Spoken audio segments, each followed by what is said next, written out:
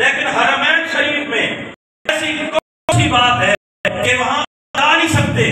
تو میں اسے کہوں گا میرے نبی کا ارشاد ہے مکے کے راستوں پر اور مدینے کے راستوں پر اللہ نے ملائکہ کی ڈیوٹی لگا دی ہے.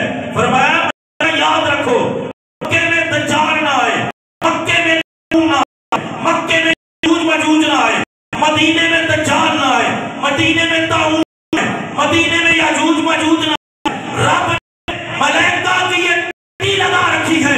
فرمایا قیامت تک مدینہ ہر مصیبت سے پاک رہے گا، مکہ بھی ہر مصیبت سے پاک رہے گا.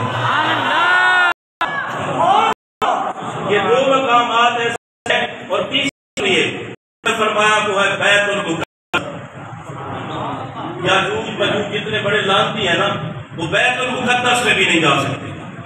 پیار سے کہہ لیں سبحان اللہ. اور یہ کتنے مقام جو ہیں عزت والے ہیں کہ جہاں پر ان کا داخلہ ممنوع ہے.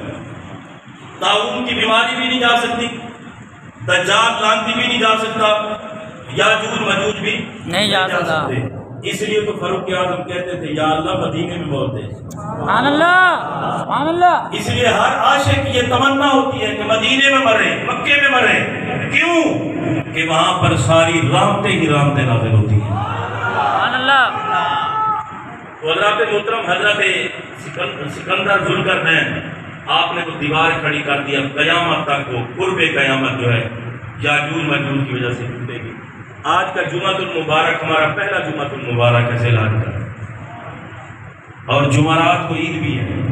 قرآن مجید فرقان حمید کا جو مقام تلاوت کیا ہے اس میں خالق کائنات نے جناب ابراہیم خلیل اللہ علیہ السلام کی تبلیغ کا ذکر فرمایا. سبحان اللہ. غار سے جب آپ باہر تشریف لائے تو آپ نے چاند کو دیکھا، سورج کو دیکھا، ستاروں کو دیکھا. کیونکہ لوگ جو ہے ان کی پوجا کر رہے تھے.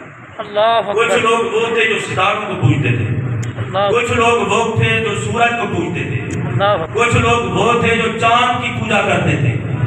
آپ نے دیکھا، فرمایا خیر جو میں تمہیں بتاتا ہوں، چاند بھی خدا نہیں، سورج بھی خدا نہیں، ستارے بھی خدا نہیں. وہ کیوں؟ فرمایا جس نے ان کو بنایا ہے سب کا ہے.